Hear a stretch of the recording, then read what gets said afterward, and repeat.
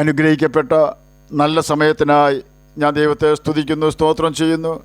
ദൈവവചനം ശ്രവിച്ചുകൊണ്ടിരിക്കുന്ന എല്ലാ ദൈവമക്കൾക്കും വീണ്ടും വരാമെന്ന് അരുളി ചെയ്തവനായ കർത്താവായ യേശു ക്രിസ്തുവിൻ്റെ ധന്യനാമത്തിൽ ഞാൻ എൻ്റെ സ്നേഹവന്ദനം അറിയിക്കുന്നു. ഇന്നത്തെ അല്പസമയത്തെ ചിന്തയ്ക്കായി ലൂക്കോസ് എഴുതിയ സുവിശേഷം 23-ാം അധ്യായം 34-ാം വാക്യം നമുക്ക് വായിക്കാം.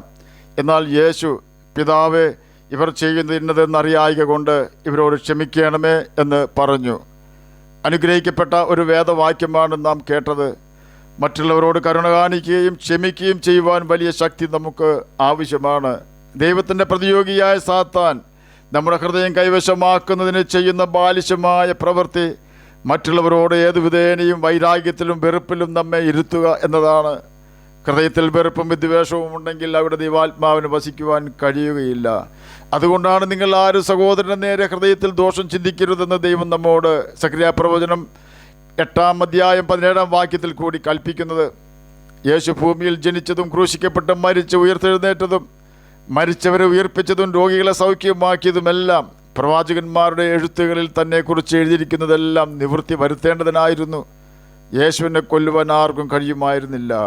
കാരണം പിതാവിന് തന്നിൽ തന്നെ ജീവൻ ഉള്ളതുപോലെ പുത്രനും തന്നിൽ തന്നെ ജീവൻ ഉള്ളവൻ ആകുമാറ് വരം നൽകിയിരിക്കുന്നുവെന്ന് യേശു യോഹന്നാൻ എഴുതിയ സുവിശേഷം 5-ാം അധ്യായം 26-ാം വാക്യത്തിൽ പറഞ്ഞിരിക്കുന്നു. എൻ്റെ ജീവനെ ആരും എന്നിൽ നിന്നും എടുത്തു കളയുന്നില്ല. അതിനെ കൊടുക്കുവാൻ എനിക്ക് അധികാരമുണ്ട്, അതിനെ തിരികെ പ്രാപിക്കുവാനും എനിക്ക് അധികാരമുണ്ട് എന്ന് യോഹന്നാൻ എഴുതിയ സുവിശേഷം 10-ാം അധ്യായം 18-ാം വാക്യത്തിൽ രേഖപ്പെടുത്തിയിരിക്കുന്നു.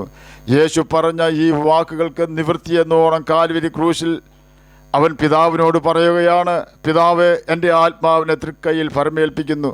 ലൂക്കോസ് എഴുതിയ സുവിശേഷം 23-ാം അധ്യായം 46-ാം വാക്യത്തിൽ ഇത് രേഖപ്പെടുത്തിയിരിക്കുന്നു. അത് യേശു മരിച്ചതോ കൊല്ലപ്പെട്ടതോ അല്ല. മനുഷ്യവർഗത്തിൻ്റെ പാപത്തിൻ്റെ പരിഹാരയാഗമായി അവൻ്റെ അവസാന തുള്ളി രക്തവും ഊറ്റിത്തന്നതിന് ശേഷം അവൻ തൻ്റെ ആത്മാവിനെ പിതാവിൻ്റെ കയ്യിൽ ഏൽപ്പിച്ചു കൊടുത്തതാണ്. മറ്റനേക ക്രൂശുമരണം റോമൻ പടയാളികൾ കണ്ടിട്ടുണ്ട്.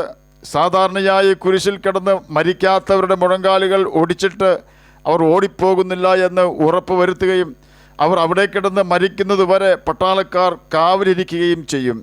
ചിലപ്പോൾ 1-2 ദിവസങ്ങൾ മരിക്കാതെ കിടക്കും എന്ന് പറയപ്പെടുന്നു.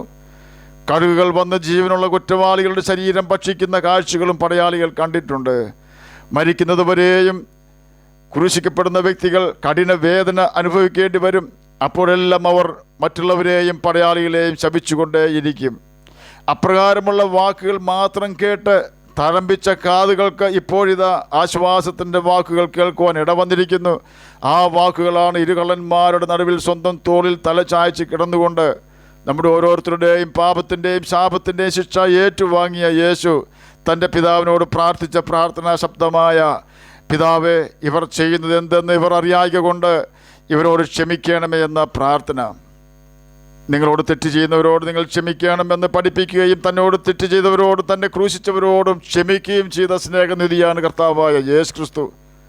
ഇപ്രകാരം ക്ഷമിക്കുന്ന മറ്റൊരു ശക്തിയും യേശുവല്ലാതെ ഇല്ല.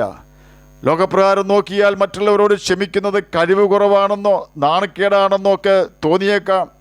അങ്ങനെ തോന്നിപ്പിക്കുന്നത് സാത്താനാണെന്ന് നാം മനസ്സിലാക്കണം. വർഷങ്ങൾക്ക് മുമ്പ് ഒരു സംഭവത്തെക്കുറിച്ച് ഞാൻ കേട്ടത് ഇപ്രകാരമാണ്. 2 വ്യക്തികൾ തമ്മിൽ തർക്കമുണ്ടായി. തർക്കം നടക്കുമ്പോൾ അവർ വഴക്കുണ്ടാക്കുവാൻ തുടങ്ങി.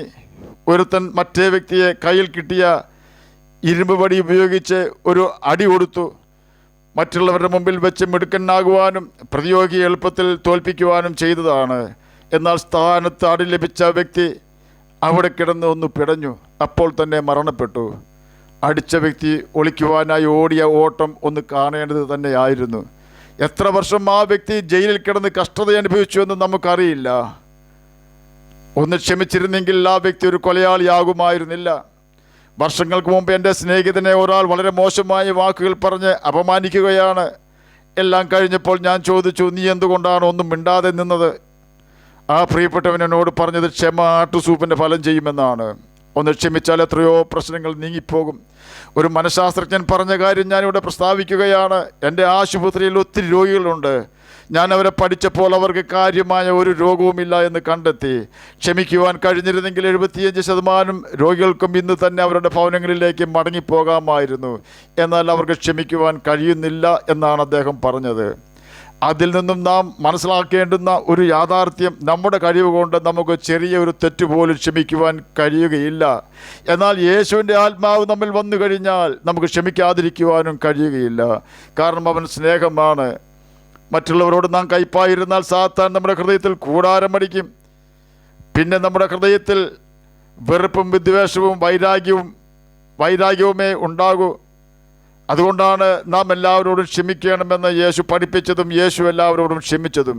സാത്താൻ നമ്മെ തോൽപ്പിക്കരുത്. അവൻ്റെ തന്ത്രങ്ങളെ നാം അറിയാത്തവരല്ലോ. 2 കൊരിന്ത്യർ 2-ാം അധ്യായം 11-ാം വാക്യത്തിലാണ് ഇത് രേഖപ്പെടുത്തിയിരിക്കുന്നത്. സാത്താൻ്റെ വലിയ തന്ത്രമാണ് നമ്മുടെ ഹൃദയത്തിൽ കയ്പ് കുത്തി നിറയ്ക്കുക എന്നത്. ഒരു ചൊല്ല് നാം കേട്ടിട്ടുള്ളത് ഓർക്കുന്നുണ്ടല്ലോ, വെടക്കാക്കി തനിക്കാക്കുക എന്ന് പറഞ്ഞാൽ നല്ല മനുഷ്യരെ മോശം മനുഷ്യരാക്കി തീർത്തുകൊണ്ട് സാത്താൻ്റെ അടിമയാക്കുക എന്ന് സാരം. സാത്താൻ്റെ ഈ തന്ത്രം മനസ്സിലാക്കി നാം എല്ലാവരോടും ക്ഷമിക്കുന്നവരും കരുണ കാണിക്കുന്നവരുമായി തീർന്നാൽ നമ്മുടെ സ്വർഗീയ പിതാവ് സന്തോഷിക്കുകയും അവൻ നമ്മുടെ ഹൃദയം സ്വർഗീയ സന്തോഷത്താൽ നിറയ്ക്കുകയും ചെയ്യും. വിദ്യാഭ്യാസവും സൗന്ദര്യവും സമ്പത്തും ഉന്നത ജോലികളുമുള്ള 2 വ്യക്തികൾ, ഒരു പുരുഷനും ഒരു സ്ത്രീയും തമ്മിൽ വിവാഹം കഴിഞ്ഞു. 2 പേരുടെയും കുടുംബത്തിൽ ധാരാളം സ്വത്തുള്ളവരാണ്. സഹോദരിയുടെ ഭവനത്തിൽ 4 സഹോദരന്മാരും അപ്പനും അമ്മയുമുണ്ട്. ഇരുവരും വളരെ സന്തോഷകരമായൊരു കുടുംബജീവിതം ആരംഭിച്ചു. ഒരു ദിവസം രാത്രിയിൽ അവർ തമ്മിൽ ചെറിയ പിണക്കമുണ്ടായി. ദേഷ്യം വന്ന ഭർത്താവ് ഭാര്യയെ ഒരു അടി കൊടുത്തു. അടി കൊണ്ട ഭാര്യ അന്ന് രാത്രി തന്നെ തൻ്റെ ബാഗ് എടുത്തുകൊണ്ട് സ്വന്തം വീട്ടിലേക്ക് പോയി. ഭർത്താവും ഭാര്യയും വളരെ ചെറുപ്പമാണ്. 2 പേർക്കും ആവശ്യത്തിന് വാശിയുണ്ട്. എങ്കിലും തൻ്റെ സ്നേഹനിധിയായ ഭാര്യയെ അടിച്ച മനോപ്രയാസം മൂലം അവളുടെ ഭർത്താവിൻ്റെ സ്വസ്ഥത നഷ്ടപ്പെട്ട് അവളോട് മാപ്പ് ചോദിക്കുവാൻ അവളുടെ ഭവനത്തിൽ ചെന്നു. എന്നാൽ മാപ്പ് ചോദിക്കുവാൻ ചെന്ന ആ യൗവനക്കാരനെ അവൻ്റെ ഭാര്യ തൻ്റെ ഭവനത്തിൽ വെച്ച് തൻ്റെ പിതാവിൻ്റെയും മാതാവിൻ്റെയും ദൃഢഗാത്രന്മാരായ സഹോദരന്മാരുടെയും മുമ്പിൽ വെച്ച് നിന്ദിക്കുകയും പരിഹസിക്കുകയും ചെയ്ത് തിരിച്ചയച്ചു. ഭാര്യയുടെ ഭവനത്തിൽ കയറുവാൻ പോലും ആ യൗവനക്കാരൻ സമ്മതിച്ചില്ല. ആ യൗവനക്കാരൻ തനിക്ക് മാപ്പ് ചോദിക്കുവാൻ പോലുമുള്ള അവസരം ലഭിക്കാതിരുന്നതിനാൽ പ്രാണവേദനയിലായി അവിടെ നിന്നും പോയത് മദ്യശാലയിലേക്കായിരുന്നു. വർഷങ്ങൾ പലത് കടന്നുപോയി. ആ യുവ സഹോദരിയായ അവൻ്റെ ഭാര്യയുടെ 4 സഹോദരന്മാരും വിവാഹം കഴിച്ച് കുടുംബങ്ങളും കുഞ്ഞുങ്ങളുമായി സന്തോഷത്തോടെ ജീവിക്കുവാൻ തുടങ്ങി. അവരുടെ മാതാവും പിതാവും പ്രായാധിക്യം മൂലം രോഗികളായി മരിച്ചു. ഈ സഹോദരി ആരുടെയും സ്നേഹമോ പരിചരണമോ ഇല്ലാതെ കഷ്ടപ്പെട്ടു. അവളുടെ ഭർത്താവിൻ്റെ സ്നേഹം അപ്പോൾ മാത്രമാണ് അവൾ ഓർക്കുവാൻ തുടങ്ങിയത്. സ്വന്തം മകളെ സ്നേഹിക്കുന്നത് പോലെയായിരുന്നു ഈ പെൺകുട്ടിയെ അവരുടെ ഭർത്താവ് സ്നേഹിച്ചിരുന്നത്. അതുകൊണ്ടാണ് ചെറിയ ഒരു അടി കൊടുത്തത്. തൻ്റെ തെറ്റുകൊണ്ടായിരുന്നു തൻ്റെ ഭർത്താവ് തന്നെ അടിച്ചതെന്ന യാഥാർത്ഥ്യം അവൾ മനസ്സിലാക്കി. വർഷങ്ങളപ്പോഴേക്കും മുന്നോട്ട് പോയിരുന്നു. ഒരു ദിവസം ഒരു സുവിശേഷക അവളോട് യേശുവിനെക്കുറിച്ച് സുവിശേഷം അറിയിച്ചു. അവൾ രക്ഷിക്കപ്പെട്ടു, സ്നാനമങ്ങി. അപ്പോഴാണ് തനിക്ക് പറ്റിയ തെറ്റ് അവൾക്ക് മനസ്സിലായത്. ഭർത്താവിൽ നിന്നും സംഭവിച്ച ചെറിയ ഒരു തെറ്റ് അവൾക്ക് ക്ഷമിക്കുവാൻ കഴിയാതിരുന്നതിനാൽ നല്ലൊരു കുടുംബജീവിതം താൻ നഷ്ടപ്പെടുത്തിയല്ലോ എന്നോർത്ത് അവൾ കരയുവാൻ തുടങ്ങി. അവൾ തൻ്റെ സ്നേഹവാനായ ഭർത്താവിനെ അന്വേഷിച്ചിറങ്ങി. ഒടുവിൽ അവളുടെ അന്വേഷണം ചെന്നെത്തിയത് സെൻട്രൽ ജയിലിലായിരുന്നു. താനും തൻ്റെ മാതാപിതാക്കളും 4 സഹോദരന്മാരും ഒരുമിച്ച് ഭീഷണിപ്പെടുത്തിയും അപമാനിച്ചും പറഞ്ഞയച്ച ആ യൗവനക്കാരൻ തനിക്ക് മാപ്പ് ലഭിക്കാതിരുന്നതിനാൽ കഠിനമായ മനോവ്യതയിൽ തികഞ്ഞ ഒരു മദ്യപനായി, പൂർണ്ണസമയ മദ്യപനായ അയാൾ ഒടുവിൽ ഒരു കൊലയാളിയായി തീർന്നു. ഇപ്പോഴിതാ എല്ലാവരാലും വെറുക്കപ്പെട്ടവനായി സെൻട്രൽ ജയിലിൽ ജീവപര്യന്തം ശിക്ഷ അനുഭവിച്ചുകൊണ്ടിരിക്കുന്നു. നാം ഒന്ന് ക്ഷമിച്ചാൽ നാമും നമ്മുടെ മാപ്പ് ലഭിക്കുന്നവരും രക്ഷിക്കപ്പെടുമെന്ന് നാം മനസ്സിലാക്കണം. ആ യാഥാർത്ഥ്യമാണ് യേശു കാൽവരി ക്രൂശിൽ നമുക്ക് കാണിച്ചു തന്നത്. അവൻ്റെ കാൽ ചുവട് പിന്തുടരുവാൻ നല്ലൊരു മാതൃക യേശു വെച്ചേച്ചു പോയിരിക്കുന്നു. നാം വാസ്തവമായി ആ പാത പിന്തുടർന്നാൽ അതാണ് ജീവൻ്റെ മാർഗം, നീതിയുടെ മാർഗമാണത്. ആ മാർഗത്തിൽ മാത്രമേ ജീവനുള്ളൂ.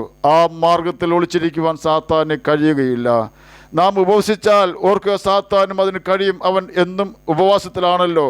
നാം പ്രാർത്ഥിച്ചാൽ അതിന് സാത്താനും കഴിയും. സാത്താൻ പ്രാർത്ഥിച്ചിട്ട് മറുപടി ലഭിച്ച് പന്നിക്കൂട്ടത്തിലേക്ക് കടന്നത് നാം കണ്ടതല്ലേ. നാം സഭയിൽ പോയാൽ സാത്താനും സഭയിൽ പോകും. യോബിൻ്റെ വിഷയത്തിൽ സാത്താൻ ദൈവസന്നിധിയിൽ ചെന്നതല്ലേ. എന്നാൽ നാം മറ്റുള്ളവരോട് ക്ഷമിച്ചുകൊണ്ട് ഉപവസിക്കുകയും ക്ഷമിച്ചുകൊണ്ട് പ്രാർത്ഥിക്കുകയും ക്ഷമിച്ചുകൊണ്ട് സഭയിൽ പോയി ആരാധിക്കുകയും ചെയ്താൽ നമ്മുടെ അനേക മൈലുകൾ അടുത്തുപോലും സാത്താന് വരുവാൻ കഴിയുകയില്ല. ഈ യാഥാർത്ഥ്യം നാം മനസ്സിലാക്കണം. ആകയാൽ എന്നെ കേൾക്കുന്ന പ്രിയ ദൈവമകനെ, ദൈവമകളെ, മറ്റുള്ളവരോട് ക്ഷമിക്കുവാൻ സാധിക്കേണ്ടതിന് യേശുവേ നിൻ്റെ ആത്മാവിനാൽ എന്നെ നിറയ്ക്കണമെന്ന് നമുക്ക് പ്രാർത്ഥിക്കാം. കർത്താവിൻ്റെ കൽപ്പനകൾ അനുസരിച്ചുകൊണ്ട് നമുക്ക് നിത്യജീവന അവകാശികളായി തീരാം. അതിൽ കർത്താവ് നമ്മെ സഹായിക്കട്ടെ എന്ന് ഞാൻ പ്രാർത്ഥിച്ചുകൊണ്ട് എൻ്റെ വാക്കുകളൊന്നും വിരമിക്കുന്നു. നമുക്ക് പ്രാർത്ഥിക്കാം. ഞങ്ങളെ സ്നേഹിക്കുന്ന സ്വർഗീയ പിതാവേ, നല്ല വചനത്തിനായി ഇങ്ങനെ സ്തുതിക്കുന്നു, സ്തോത്രം ചെയ്യുന്നു. എന്നെ കേൾക്കുന്ന ഏതെങ്കിലും പ്രിയപ്പെട്ടവർ മറ്റുള്ളവരോട് ക്ഷമിക്കുവാൻ കഴിയാതെ പ്രയാസപ്പെടുന്നുവെങ്കിൽ എല്ലാവരോടും ക്ഷമിക്കുവാൻ ശക്തി തരുന്ന അങ്ങയുടെ ആത്മാവിനാൽ അവരെ നിറയ്ക്കണമെന്ന് പ്രാർത്ഥിക്കുന്നു.